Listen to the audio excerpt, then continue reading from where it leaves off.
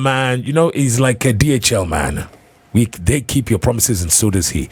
Every Tuesday, guaranteed, like a Swiss watch, by the way. He's here for, Legal Tuesday. He is partner at the law firm that is Ngugi Mburu Advocates. He does his good turn for society, hence he's being here with you today to answer all your legal questions. It is Advocate Eliud Ngugi Esquire. Wakili, thank you so much for making time and coming through.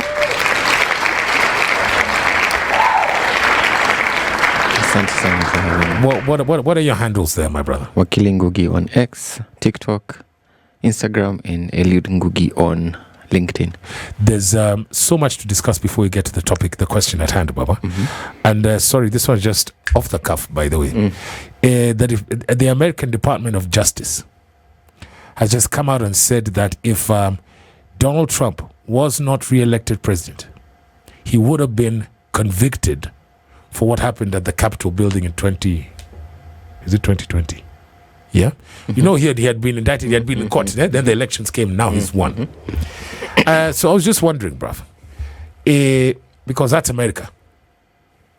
Here in Kenya, and I don't know if we've discussed this, Advocate, the sitting head of state is immunity from prosecution. I think that's the phrase I was looking for. Yes, he's immune from criminal and civil. Criminal and civil. Yes. Now that is for life. No. Come 2032 is another story. It's a different kettle of fish. During the period of which he's in power. Now, generally, like I said, might be a unfair question. It seems like that. Is that a global standard, bro? It's not a global standard. Oh. It doesn't happen in China. It doesn't happen in many other countries. How did you know about the Chinese scenario, Baba? Because they are very strict in their laws. They have very strict laws. Uh-huh.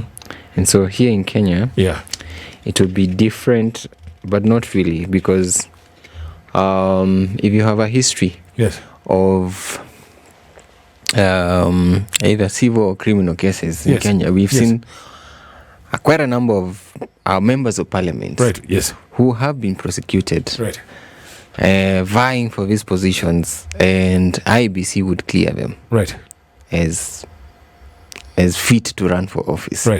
Yet we have laws in this country. We have a chapter in the Constitution, Chapter 6 of the Constitution, that provides that you need to meet a certain threshold to serve in the public domain. You need to have integrity. And we fail as a country to uphold Chapter 6 of our Constitution. Okay, so all that is contained in Chapter 6. Yes. Let's talk about integrity, because right now there's a vetting process that's going on. And you're brilliant at all facets of law, so this is now Constitution. We said this in the measure now, and in the last time we said we're going to ask you when you checked in. These nominees and parliamentarians and elected officials, 9 times out of 10, when they're doing something, either committees or whatever, they pick up a Bible and swear. Okay. And obviously, they were prepped before they came, the nominees. Yes. True. And hopefully they had their lawyer there.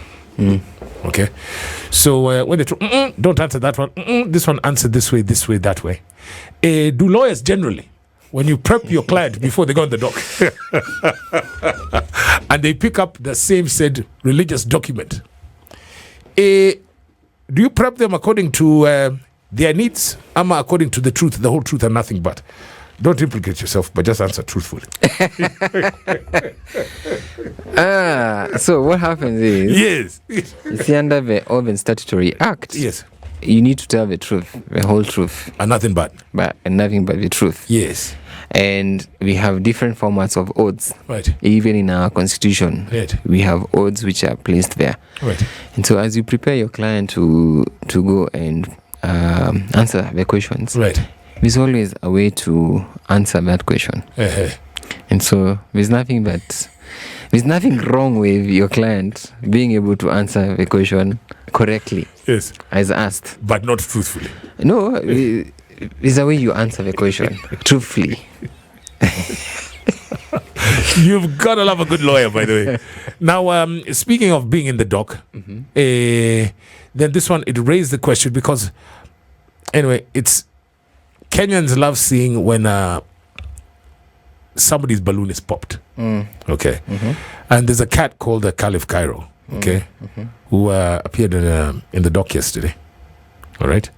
Now, somebody mentioned on the Mutandao that this guy, the guys they're picking on him because that should be a civil matter, not a criminal matter. Is this case a civil or a criminal matter, Esquire? There are different ways to look at it, because the case can be either or even both. So you can have a civil case, and in such an instance where you receive payments, you could have entered into a contract that becomes a civil case because there's an agreement where you are supposed to deliver something. Sorry, Wakili, I made a mistake. First of all, what is a civil matter? What's a criminal matter? So a civil matter is a case against an individual. It's a private, we call it private law. Yes. And criminal case is against the state. Public. So when such an instance where someone was meant to deliver something and we did not deliver. Yes. And it happens on a day-to-day basis, not just in such an instance. There are so many other cases in our courts. And if you are a victim of such, where you may have ordered something online or even physically, and in some instances you even signed a document, you could either take that person to court, to a civil court, or which means you could file a civil case. Which means I go to my lawyer, advocate Gogimboro, and I say, you guys, Jeff has been messed with my color. Yes. Take him to court. So you come. That is one. Give us the evidence, the paperwork, and you identify the person you're suing. Sharp. And you sue them, and the court is going to request you to invite them for them to come and give their defense. So that's one instance. But if you are also purchasing something, and it happens with current online purchases that you're doing. Yes. You're trying to order for an item online. Yes. And the page disappears, or the phone goes unanswered. After I've sent the color. After you've sent the cash. Yes. And they have insisted you have to pay before they deliver to you. Yes. In such an instance, I go to cops. Then you need to report to the police, and the police are supposed to take up that issue. That becomes investigation. Matter. It becomes a criminal matter, and probably they will draw up a charge, and they will track down the person, and they will present that person for either obtaining under pretense. Good one. Yeah, we have obtained that money, and you have evidence that you actually transferred that money, and we even have we have a provision that is very supportive. I've actually come across one of those cases where even receiving a wrong transaction from on. Oh, this is like M-Pesa. M-Pesa. Or really? Yeah. If you receive money and you end up withdrawing that money, yes, you're likely to get into trouble. You find yourself in court because I have actually witnessed. Are you serious? Yes. You receive money and it does not belong to you. Yes, it's a crime. That happens on a lot. It happens a lot. I have seen people in court. I've been in court, and I have cases before mine. Serious? Yes. Where I have seen people being prosecuted because you received money and you went to you said it was January and you were happy and you went and withdrew that money. Yes. And you find yourself in trouble because you received that money. This is important. So slow but sure. Wow. So in a scenario like that, again, I sent that money was supposed to go to Eliud. It went to Jeff. Yeah, okay? You miss a digit. Yes. Yeah. Bas. And at a company 900 bob. And then Jeff but sometimes you see when people are fuliza. Yeah. Okay. Now let's assume Jeff was just being, he was just being a penis. So he then withdraws the money. What do? I go to cops. You go to the police, you report that, and they will track down the person. Allah. And you can then actually file a suit. Yeah. Nice. Yeah. That was important. Now, another one. A former president, Nelson Havi, has been busy. First of all, there is a petition, and he had given the judges, let's be clear. Okay, let's paint the picture. Let's set the stage. Yeah. He had given the Supremes up until I think it was 5 a.m. or sometime this morning. It was up to, I think, 12 noon or 9 a.m. yesterday. Yesterday, sorry. Yeah. To do what exactly, advocate? To resign from office. So yesterday would have had a vacuum in the Supreme Court. Is that possible? It is possible because there can be they can be in a plane and then it crashes. They can also tender resignation letters. Does the Constitution there's provision for that? Yes. It foresees a situation where you can resign. Wow. Yes. Okay. It's just like any other contract you have. Yes. You could. So there's a vacuum. Yeah, it could be a vacuum. And so what were his prayers? And if they did not, I won't call them threats. What did he say would happen if they did not resign? So which they have not. So he was going to file a petition, which he now has. Yes. Stating that these are the reasons, because under the Constitution, if you are unhappy with the Chief Justice or any other judicial officer in this country, either because of their integrity or probably how they handled your matter, an ethical issue around even their conduct, you are allowed by the law to file a petition seeking for them to leave their office. And so he filed the petition claiming that they were not ethically upright. And he quoted several cases where they have made decisions. Indeed. One of them was where they made a determination on senior counsel Ahmed Nasir. Yes. And that one of banning him from... Yeah, from appearing in the Supreme Court. And so we await to see how the determination of this petition will go. But I have seen some of my colleagues say the petition is full of hot air. Okay.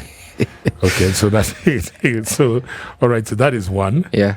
And then concerning former president, the other one is that he not too long ago, he says, and I quote, anyone without a police uniform and identification badge seeking to arrest and hold you or anyone else in your midst is an abductor.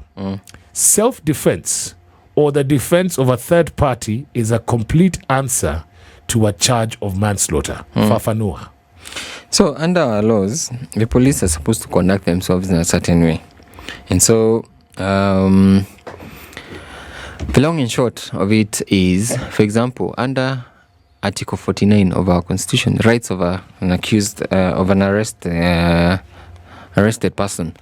One, the police have to first identify themselves. Secondly, they have to tell you the charge that they're arresting you for. Okay. That you should be able to be informed of your rights upon arrest. Fourth, you should be presented in court within 24 hours. Is that what they call Miranda? Do we have those here? No? We don't have them stated that way, but those are your rights when you get arrested. And then you should be presented in court within 24 hours, or if it's over the weekend, 48 hours. You should be taken to court. For you to defend yourself, you have a right to representation by a counsel of your choice. And so, when then an individual comes to you and does not identify themselves, they are forcing you into a vehicle, they do not inform you why they are doing whatever they are doing, then what I believe the former president of the Law Society of Kenya is saying is... Defend yourself. He's saying defend yourself. What he's saying is, it is a defense under the penal code. It's a defense. Self-defense is actually a defense for manslaughter. So he's basically communicating something different. Exactly.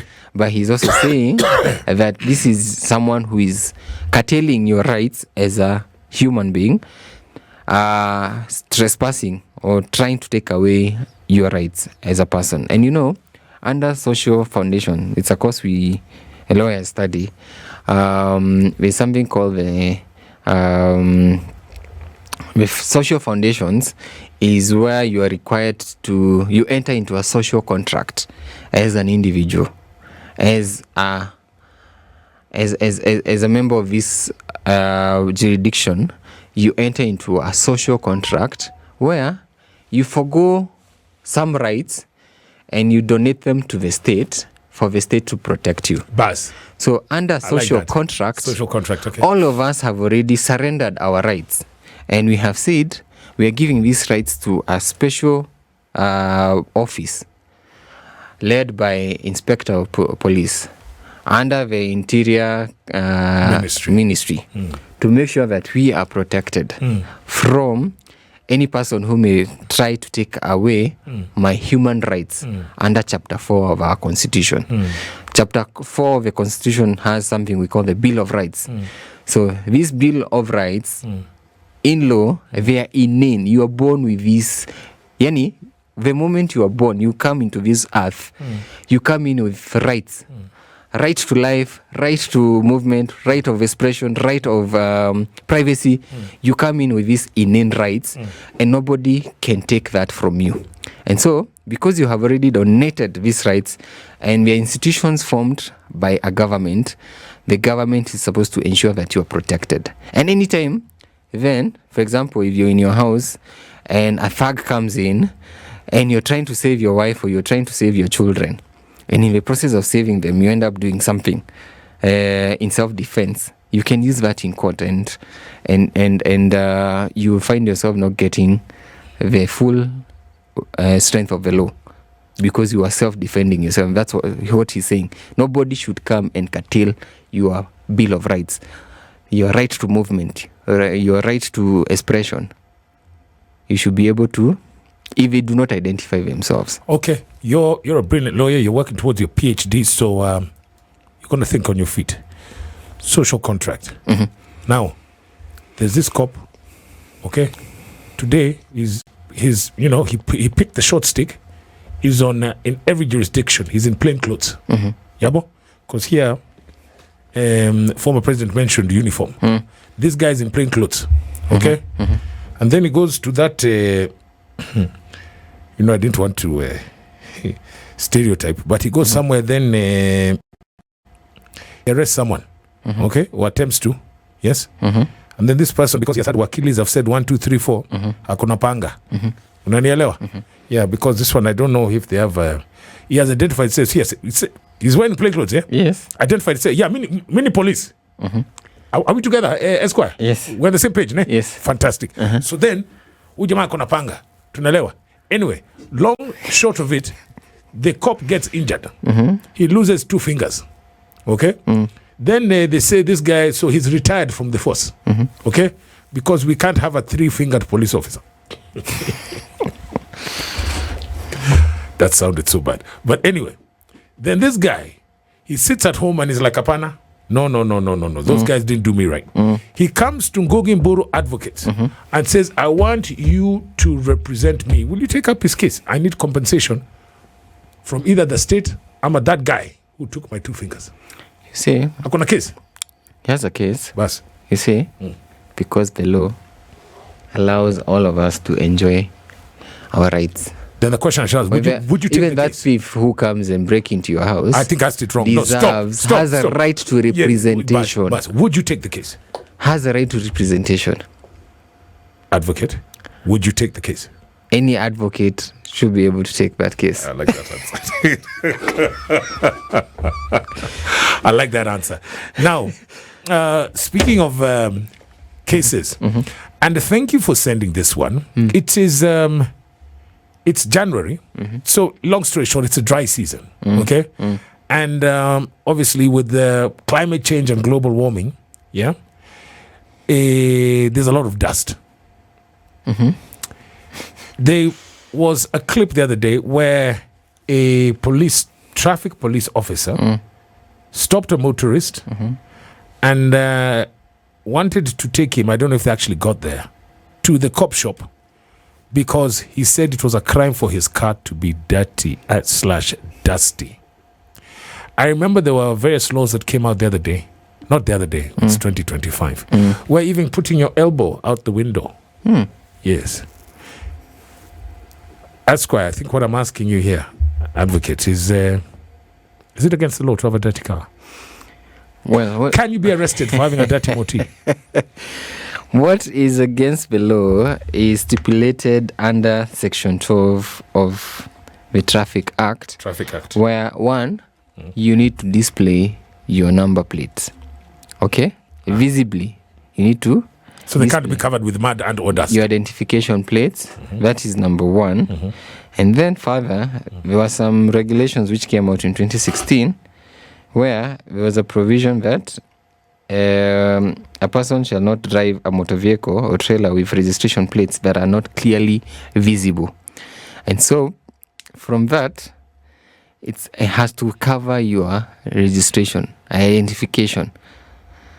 And there's no specific place you should place your number plate. As long as they are visible and that come to me as your advocate. Seriously? I'll help you out. Jeff, that's important right there. Huh? So what you're saying is, no wonder I see some people, they have it on the dashboard. That is not against the law. The law is every vehicle must display clearly and visibly and legible identification plate. Clearly and legible. Twist. So if clearly would be on top of your bonnet or on top of your roof. Yes. Then that's fine.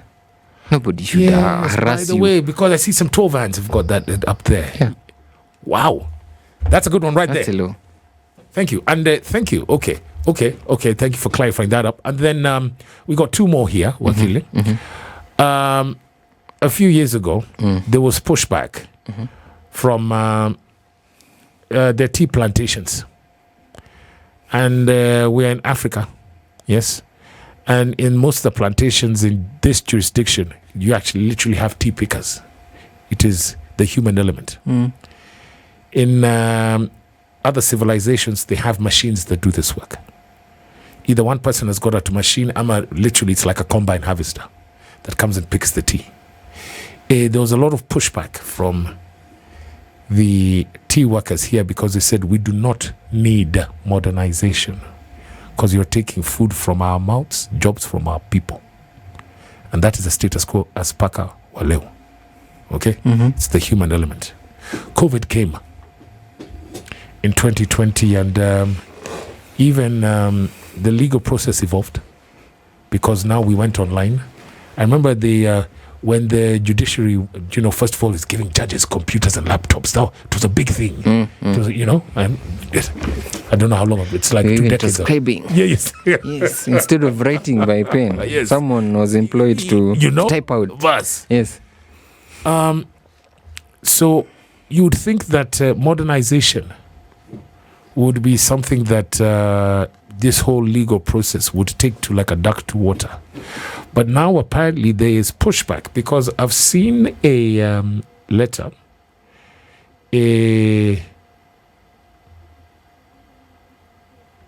that it has been sent by a concerned clerk. Okay, and it says, "Dear Sir, reference concerns regarding the impact of court automation on clerks and young advocates." Copy this, Chief Justice and also the Judicial Service Commission. This is today.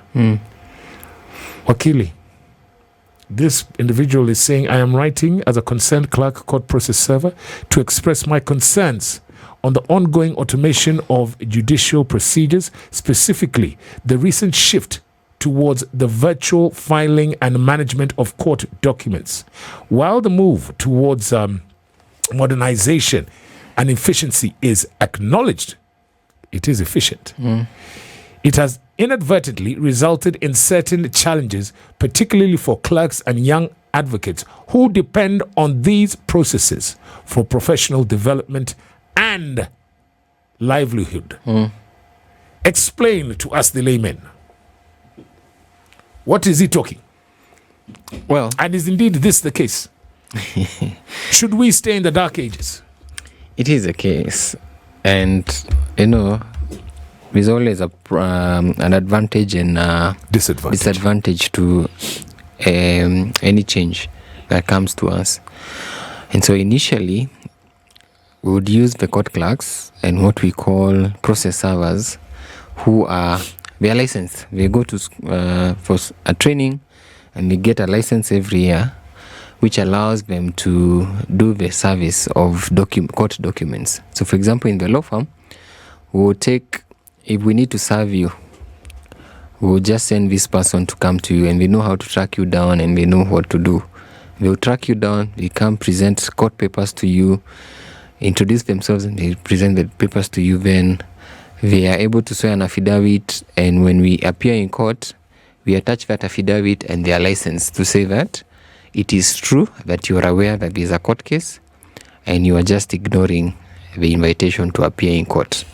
And so, since we introduced technology and we are now able to serve through email, and we even got an amendment where even service via WhatsApp, I can send you a court order to your WhatsApp number, and I'll take a screenshot of the blue ticks, and I will do an affidavit, and the judge is going to agree that you are now aware of that court order.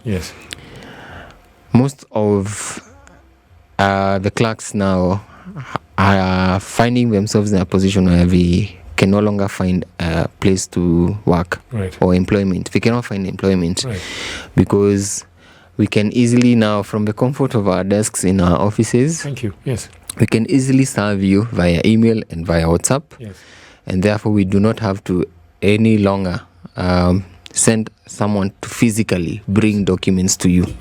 Secondly, we used to present hard copy court documents in our court registry. So to file a case, I'll need to print out a bounded document, 50, 100, 1,000 pages, and deliver these documents to a court registry.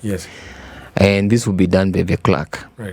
But now, we have a portal online where we just upload these documents, and in the back end of the judiciary, we just print out these documents and we create a file. Or even some judges even read the documents from the system. They don't even create files. Now, you as part of the LSK, you've been on this committee for the longest time. What's it called? No, I'm not. You're not on it anymore. Yes. Okay, but what was it called? Editorial? Editorial. It was all about education. Thank you. Now, the thing is this.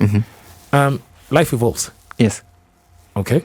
And I saw that the way that life is moving, and especially with AI and technology, in the next 5 years, in fact, one of they say the jobs that will be moribund and or extinct are legal assistants and those particular clerks you're talking about. Even lawyers work. Yes. Yeah. So surely is I won't listen. It's taking food out of somebody's mouth. Obviously, it's not. We can't trivialize the matter. But they're resisting the inevitable, are they not? It's inevitable, but also there's a second concern that he has listed there. Which is, sorry, I didn't go through the whole document. There's a second concern, which was initially when some of us were starting off, would appear physically in court, would have that decorum issue where, according to the professional conduct and ethical conduct, and some rules, a senior lawyer is supposed to buy breakfast to a junior. So you would appear in court, and so it's about dish. Your bosses will take you for breakfast at a hotel. Like at Milimani, there's a building called Hilltop. It had a place where I would have a cup of tea. In the process, you'll find that most of us who are single then, you'd meet a former classmate. You'd be able to buy them a cup of coffee. And you'd have to interact. Now, I think the number of marriages have gone down in the profession because we no longer interact physically. And people just have to watch faces in front of the computers, which is digitization. Jeff, I don't know. I know very few lawyers who are married to lawyers. I know there's been very many interactions, but Mr. and Mrs. Few. So that plan didn't work for all. In fact, I know there are a number like Prof. Githu. He's married to a lawyer. Yes, and then Philip Mulgo to justice. To a judge. Yes. And many other examples out here where you find Ngugi and Ngugi advocates. Oh yes, by the way. Ian and Midi, Gakoi, yes. Yeah, Gakoi. Yes, by the way, when you think about so that, I take it back. That is important. Yes. So slow down. Yes. So it's a concern. I don't know whether the listener would agree with this. If they would want to support creation of jobs and allow us to go back to the old style of appearing in physical buildings, But for us, it's an advantage because I can handle 5 cases from the comfort of my office. I can be in Mombasa, Nairobi, Nakuru, and Kisumu, all at the same time.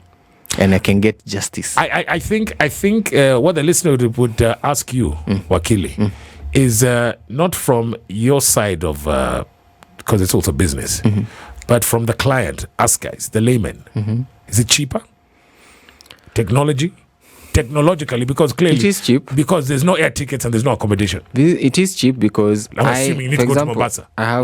I have clients, let's say in Miami, yes, or in Dubai, or in any other part of the world where we need to appear in court, and they will just stay up late because of the difference in the time zone. Yes. And they appear in court. They don't have to come. They don't have to get that air ticket, get accommodation in Nairobi for them to be able to appear in court. Sure. It's so easy for them to easily attend court from there. And it has been very positive even in succession cases where judges would require all members of a family to appear for them to confirm whether they have consented to the distribution of the properties. And you find that judges are agreeable to the different family members who are in different continents to log in. You just identify yourself. Sometimes they tell you display your ID or your passport next to the camera. We read the passport number and they indicate it there, and you finalize a succession case. Where else all these people would have to travel, and you find a very crowded court because we have, let's say, 20 succession confirmation cases. Those are 20 and 5 people in that one family, 100 people in a small courtroom. So we have, it's progressive.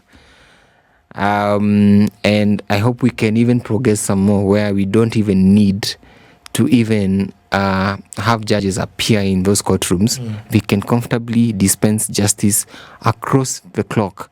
That if you are caught in a traffic case at night or at 6 p.m., you will find a judge at 9 p.m. who can listen to you and give a court order. Or if auctioneers are coming after you, you can easily file an application in court, and at midnight, there will be a judge who is on duty. We have a 24-hour economy. Can you imagine if we had a 24-hour economy in our judiciary? How much more we were able to do? Because there's so many old cases we are trying to dispense with. And you saw the Chief Justice saying, we are trying to clear the files. And the numbers were not so big of what she has been able to achieve. But if we were able to get to that place where we could all accept and agree to use technology, we'll be very far.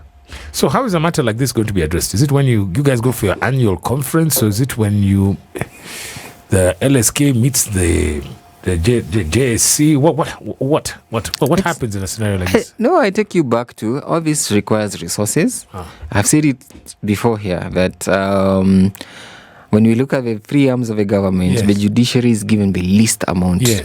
Allocated the least. 25B, was it? Was it 25? Around that amount. Yes.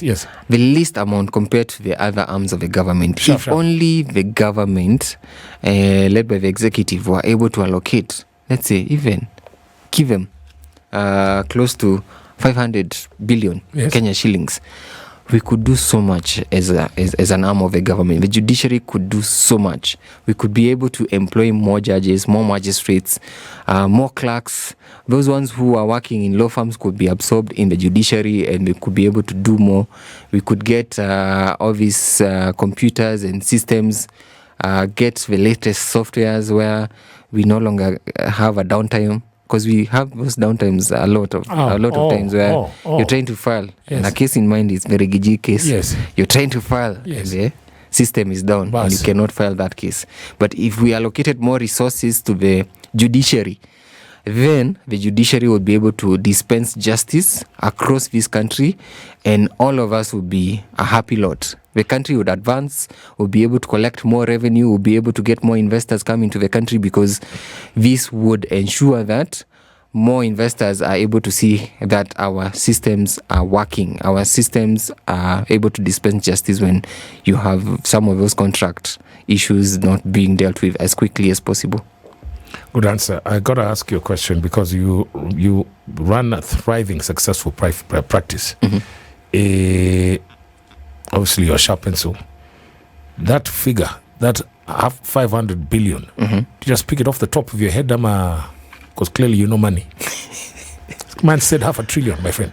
It is possible. How much is allocated to the executive and to parliament? Okay. Edward, shut up. Finally, wow, time has flown.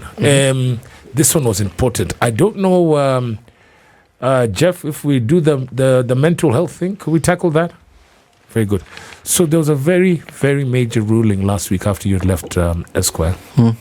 And I want you to take your time. So one Justice Mugambi declared Section 226 of the Penal Code as unconstitutional, saying criminalizing attempted suicide indignifies and disgraces victims of suicide ideation in the eyes of the community for actions that are beyond their mental control. Now, let's go back, because obviously, laws evolve. Okay. But as youths, I remember that if you attempted suicide and you are unfortunate enough not to succeed, you could be arrested. Yeah. It was a criminal offense. Where does this ruling come from? Because there must be a case somewhere. Yeah, there's a case. There's that case, but also you see it's scientific, where the Kenya National Human Rights filed this case in court, I believe around 2020, is it 2021? And around that period, 2022. And what happened is that there's data already showing that around 1.9 million Kenyans go through are depressed. That's data that is available out there. And according to the police records also, in August 2021, there were around 483 cases of suicide in Kenya. What? In 1 month? In 3 months. Okay. And so, wow, when you have such data, yes, and I believe there's some more where they have said that around, let me even read for you. They have there's some crazy data out there about mental health issues, and they have said that most of these suicidal cases either are caused by mental illness such as depression, substance abuse, and even psychosis conditions. And so from that angle, then the law under our Penal Code of 1963 has a provision under Section 226, which provides that any person who attempts to kill himself is guilty of a misdemeanor. And so this then goes against the spirit of the Constitution, where if this same one of 1963 that you've just Penal Code of 1963, ama this one of 2010? No, 63. 2010 is a new constitution. Yes. So now with the new constitution, the new constitution has provisions on the right to dignity, on the right of the highest health that one should be able to access under Article 43. They should be able to access the highest level of health services in this country. And so from that angle, then we have the judges, or rather Kenya Human Rights went to court and said, hey, you see the cause of suicide in Kenya is the mental sickness. So when you come in and you arrest a person and you charge the person for attempting suicide, then you are going against their right to dignity and right to even get assistance in terms of getting that medical attention that they require because of that the highest attainable standard of health, which is Article 43. You're then going against that provision of the Constitution, the Bill of Rights, which we have said it's inane. And so they have found that provision then, Section 226 of the Penal Code, being unconstitutional because the person who is going through the condition they are in, either depression, psychosis, then they were more deserving to get the highest level of care, medical care, rather than being charged. Wow. Yeah. Wow. Good one. Wow, that is... we've covered a lot. Good job. So before we go into the news, let's get now to today's question at hand. And somebody's written into you and says, "Hi, Wakili. I was in a relationship with an influential figure, but we have since parted ways. Recently, a blogger exposed this individual, and some of my personal information and photos were included in the expose.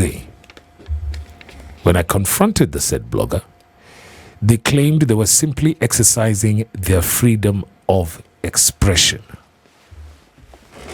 Question: are there any legal grounds for me to take action against the blogger, or were they within their rights?"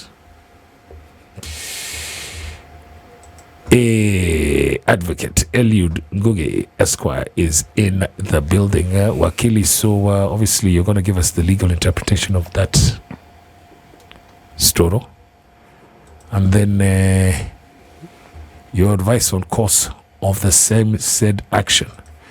You've got like 6 minutes. Can you give the legal advice now? Okay, so we'll do that after we come back from the news. Yabo Sharp? And then have you been, because when I read this, by the way, when I read this, I see a story of because Kenyans will love this, the mtandao sana. And then these two Chiles who are, for example, with personalities who get into trouble, and then bloggers now start exposing them. This car guy comes to mind, and then also the Chiles that are involved in his life. Yes.